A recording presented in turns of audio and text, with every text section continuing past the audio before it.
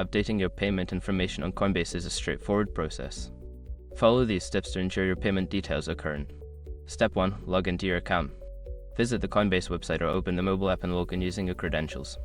Step 2. Access settings. Once logged in, navigate to the settings menu.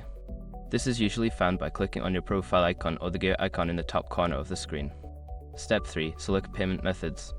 In the settings menu, look for the payment method option. Click on it to view your current payment methods linked to your account. Step 4. Update your payment information. Choose the payment method you wish to update. You can edit the details or add a new payment method by following the prompts provided. Step 5. Save changes. Before filing a refund or dispute, use the s.com link in the description to open the refund dispute deadline calculator and confirm your deadline. By following these steps, you can easily update your payment information on Coinbase. Always ensure your details are accurate to avoid any issues with transactions.